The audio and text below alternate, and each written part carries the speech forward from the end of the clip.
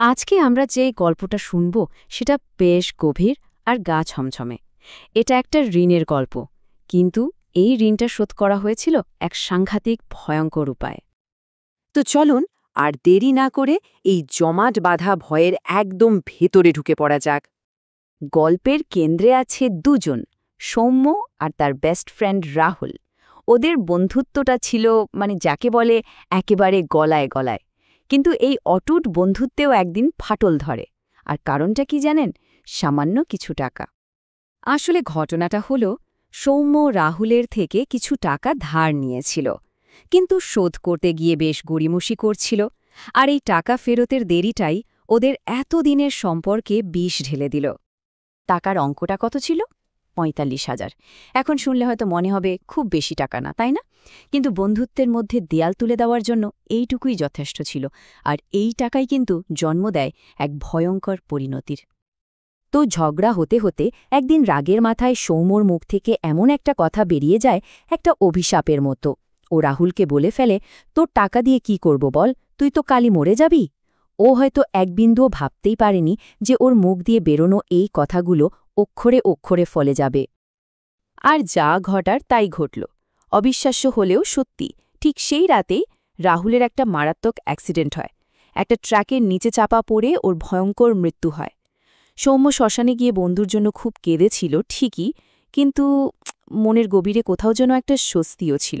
যাক, আর টাকাটা ফেরত দিতে হবে না।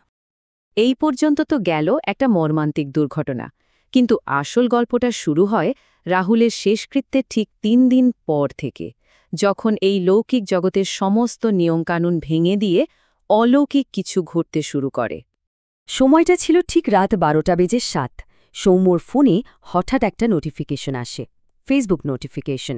তাতে লেখা, Rahul Roy sent your friend request. Soumya প্রথমে পাত্তা দেয়নি, ভেবেছিল হয়তো বন্ধুদের মধ্যে কেউ মজা করছে।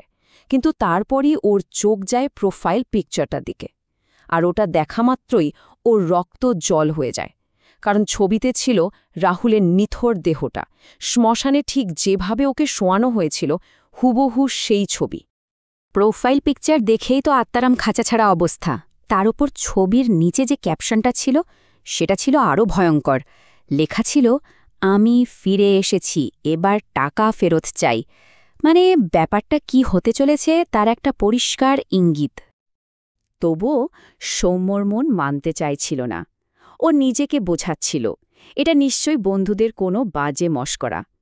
এই ভাবতে ভাবতেই একটু দ্বিধা নিয়ে ওর রিকোয়েস্টটা অ্যাকসেপ্ট করে ফেলে। আর ঠিক তখনই মেসেঞ্জারে শুরু হয় এক ভৌতিক চ্যাট, যা ওর জীবনটাকে ওলটপালট করে দেবে। রিকোয়েস্ট অ্যাকসেপ্ট করার সাথে সাথেই মেসেঞ্জারটা খুলে যায়, আর সৌম্যের বুকের ভেতরটা ছ্যাদ করে ওঠে। স্ক্রিনের উপর ওই পরিচিত ৩টে শব্দ, রাহুল রয় ইজ টাইপিং। দিনের বেলায় যেটা খুব সাধারণ একটা ব্যাপার, সে রাত্রিরে সেটাই হয়ে উঠল এক ভয়ঙ্কর কিছুর পূর্বাভাস। আর প্রথম মেসেজটাই ছিল একেবারে হাড় কাঁপানো।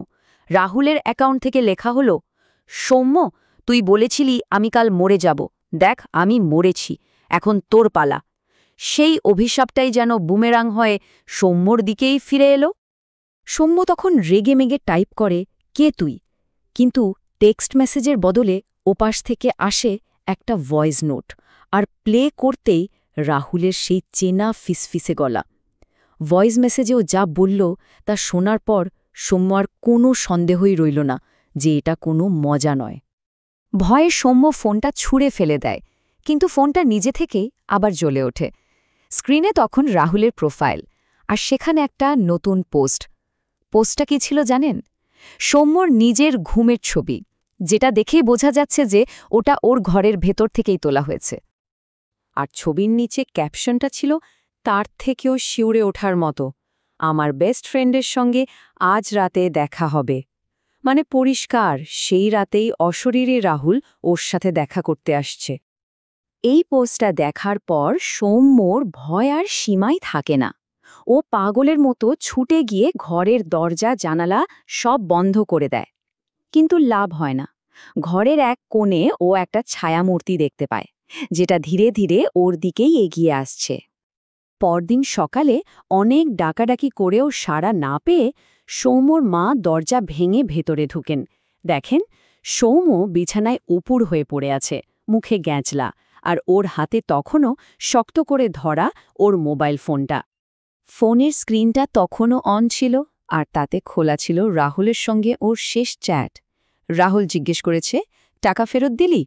সৌম্যর শেষ উত্তর ছিল, হ্যাঁ, দিয়েছি, আমার জান দিয়ে।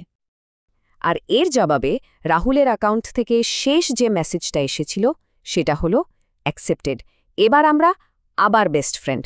ব্যাস, ঋণ শোধ হয়ে গেল। পরে পুলিশ এসে ফোনটা নিয়ে তদন্ত করে, কিন্তু রাহুলের ওই ফেসবুক প্রোফাইলটা আর খুঁজে পাওয়া যায়নি। তবে ফোনের গ্যালারিতে একটা অদ্ভুত সেলফি পাওয়া যায়। ছবিতে দেখা যাচ্ছে মৃত সৌম্যের পাশে দাঁড়িয়ে হাসছে রাহুল, আর রাহুলের হাতে ধরা সৌম্যের ফোন। কিন্তু সবথেকে অবাক করার মতো ব্যাপার হলো, ছবিটা তোলার টাইম স্ট্যাম্প ছিল রাত 12:12, যখন সৌম্য তখনও বেঁচে ছিল। তো এই গল্পটা শুধু একটা ভয়ের গল্প নয়, এর মধ্যে কিন্তু আমাদের সবার জন্য একটা বড় সতর্কবার্তাও লুকিয়ে আছে। প্রথমত, ধার সময়মতো শোধ করে দেওয়া উচিত, কারণ দেরি হলে তার সুদ কিন্তু খুব ভয়ঙ্কর হতে পারে। আর দ্বিতীয়ত, যদি কখনো কোনো মৃত মানুষের ফেসবুক প্রোফাইল থেকে ফ্রেন্ড রিকোয়েস্ট আসে, ভুলেও অ্যাকসেপ্ট করবেন না। মনে রাখবেন, ওরা শুধু টাকা ফেরত চায় না, ওরা আপনার জায়গাটাই চায়। যাই হোক, আজকের মতো শেষ করার আগে শুধু একটা প্রশ্ন রেখে যেতে চাই। একবার নিজের ফেসবুক ফ্রেন্ড লিস্টে চেক করে দেখবেন তো, সেখানে এমন কেউ কি আছে যে আর এই পৃথিবীতে নেই?